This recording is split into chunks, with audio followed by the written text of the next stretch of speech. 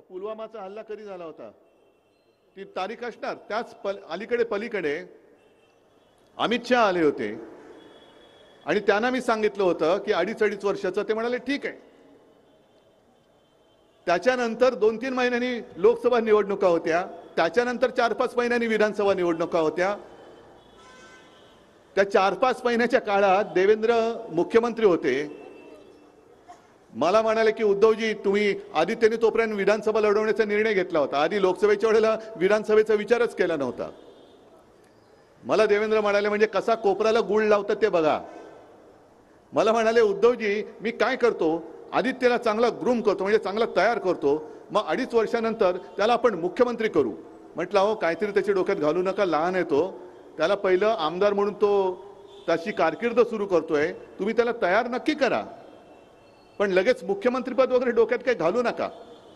पण पुढचा प्रश्न माझा असा होता की समजा आदित्यला मुख्यमंत्री करा तुम्ही म्हणताय, मग तुम्ही एवढे ज्येष्ठ नेते या मुलाच्या हाताखाली काम करणार तुम्ही? माझा प्रश्न बरोबर होता का चूक? मग तेव्हा ते म्हणाले की नाही काय 2.5 वर्षानंतर मी वरती जाणार. म्हटलं एवढं लवकर? नाही तसं नाही, म्हणजे मी दिल्लीत जाणार. म्हटलं असं सांगा ना नीट, वरती जाणार म्हणजे काय 2.5 वर्षानंतर वरती जाणार? म्हटलं असं नका करू हो. त्याला नाही वरती जाणार. म्हटलं बरं वर जाऊन काय करणार, काय पाऊस पडणार? नाही नाही, आपल्याला जरा कसं आहे अर्थ खात्यातलं जरा बरं कळतं, म्हणजे यांना अर्थमंत्री व्हायचं होतं. हे सगळं ठीक आहे, या सगळ्या डिटेलमध्ये मी जात नाही. पण आज ते जे बोलले आज चरफडले, कारण मी हे त्यांचं बिंग फोडलं. मग चरफडल्यानंतर ते भरकटले, मला भ्रमिष्ठ म्हणाले. ठीक आहे, मी भ्रमिष्ठ आहे की नाही लोक ठरवतील, पण तुमची हालत जी आज झालेली आहे देवेंद्रजी फार वाईट आहे. आज चरफडून ते काय बोललेत, हे उद्धव ठाकरे भ्रमिष्ठ झालेत. आधी म्हणाले अमित शहाना कुठल्या तरी खोलीत घेऊन गेले, नंतर म्हणाले देवेंद्रने शब्द दिला. अहो देवेंद्र जनाची नाहीतरी मनाची ठेवा, दोन्ही तुम्हाला नाहीये आम्हाला माहिती आहे. लाज लज्जा सोडलेला कोडगा माणूस आहे. कारण ज्याला तुम्ही कुठली तरी खोली म्हणताय ती खोली तुमच्यासाठी कुठल्या तरी खोल्या बऱ्याच असतील, त्या खोल्यांमध्ये तुम्ही काय करता आम्ही नाही बघू इच्छित. पण ज्याला कुठली तरी म्हणताय ती कुठली तरी नाही, मातोश्रीमध्ये ज्याला आम्ही मंदिर मानतो ती बाळासाहेबांची खोली आहे.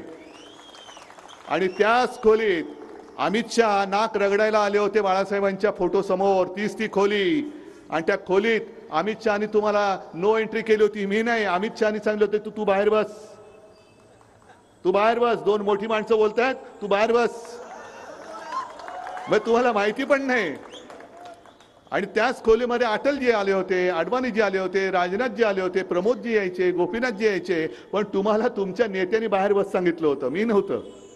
त्याच्यामुळे तुम्हाला त्या खोलीचं महत्त्व माहिती नाहीये. ती खोली आमच्यासाठी मंदिर आहे.